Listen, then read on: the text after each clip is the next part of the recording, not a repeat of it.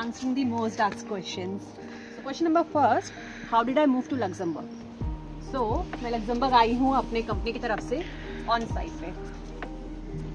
So the second most asked question is कि मैंने यहाँ की लैंग्वेज सीखी है या नहीं.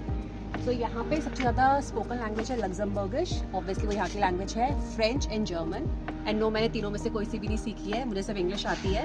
एंड अगर आपको इंग्लिश आती है और आपका कंपनी की रिक्वायरमेंट नहीं है किसी और लैंग्वेज की, that English will work. So one language is enough. So Bhavna, is Luxembourg safe for Indians or not? Yes, it's totally safe. यहाँ पे बहुत सारे इंडियंस हैं, काफ़ी जगह यहाँ पे ऐसी है जहाँ पे मोस्टली आपको इंडियंस दिखेंगे, and it's totally safe for Indians. So we are going to Merl park, one of our favourite parks.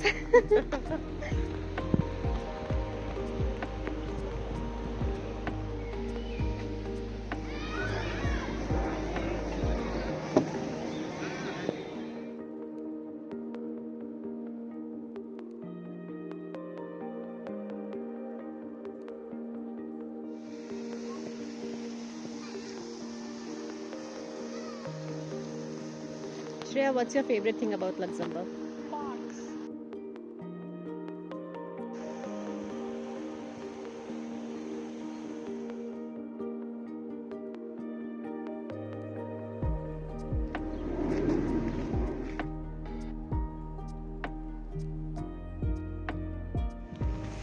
तो नेक्स्ट क्वेश्चन मुझे इंस्टाग्राम पे आया था कि मेरे वर्क वीज़ा आने में कितना टाइम लगा. तो मेरा वर्क वीज़ा 3 वीक्स में आ गया था, बट कुछ लोगों को ज़्यादा टाइम भी लग सकता है. डिपेंड करता है कि एम्बेसी में कुछ दिक्कत ना हो, समर हॉलीडेज ना चल रही हो, इलेक्शन ना चल रहा हो.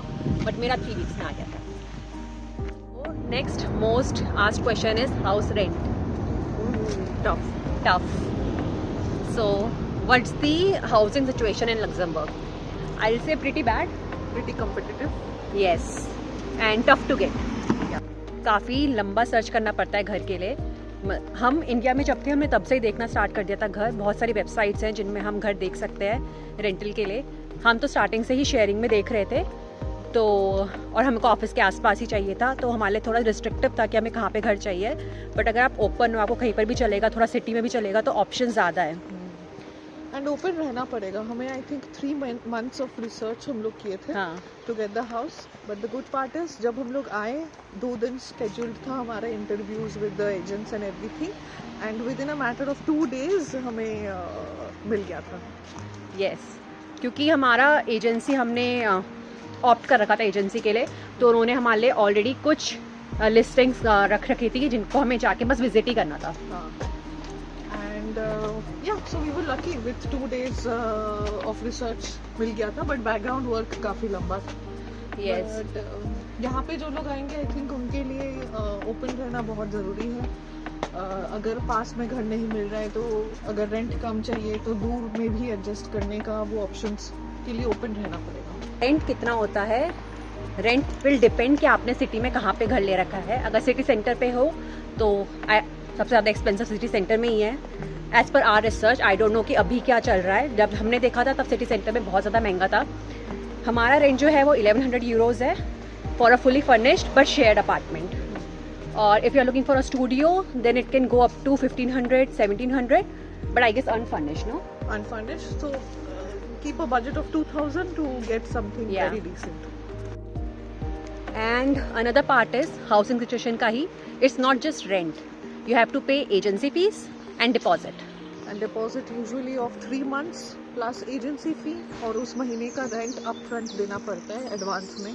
तो close to about 4 months of rent amount you have to have in your pockets to take a house here. Exactly. तो अपफ्रंट पेमेंट बहुत ज़्यादा है, तो उतना सेविंग और उतना मनी आप लेके आइए अपने साथ कि अगर आपको कोई घर पसंद आए तो आप उसको बुक कर सके. कि अगर कुछ पसंद आ रहा है तो उसको बुक कर लो. डोंट वेट कि एक और देख लेते हैं, एक और देख लेते हैं, बिकॉज ट्रेन छूट जाएगा, घर नहीं मिलेगा. बहुत ही कॉम्पिटिटिव मार्केट है. अगर आप जाओगे तो दूसरा बंदा आके वो ले लेगा. एंड रही बात रेंट कैसे सस्ता हो उसका, तो अगर आप थोड़ा सा सिटी के बाहर ले लें तो आपको रेंट मिल सकता है 850 से स्टार्टिंग. मीन्स 850 का भी मिल सकता है fully furnished in a shared accommodation. Yeah, and that is fine if you are okay to travel because connectivity is good here. Yes, connectivity is really good. गए अपने घर, जिसका हमने बहुत ज्यादा रेंट पे किया है, तो थोड़ा टाइम घर पे भी स्पेंड करना चाहिए। बाकी के answers in part 2, stay tuned.